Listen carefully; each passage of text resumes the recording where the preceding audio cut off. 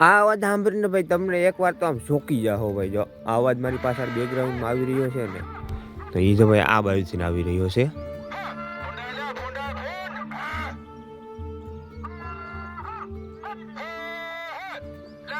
જો સાંભળો ને ભાઈ, આ બધું છે ને ભાઈ ગામડામાં નોર્મલી હોય, કેમ કે આ છે ને ધ્યાન રાખવા પડે ખેતરમાં. તો એ ઉજાગરા ન કરો હોય ને તો આવા સ્પીકર મૂકવામાં આવે છે.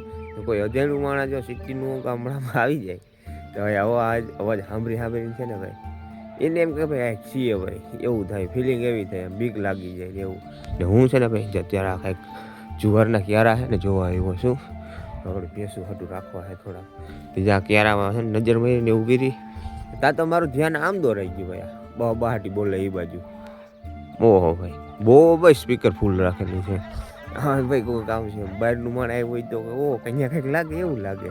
તો ભાઈ તમને એક કમેન્ટ કરો તો મને એવું લાગે બહુ સારું લાગ્યું. હાલો કરી દેજો, લાઈક ખાસ કરી દેજો.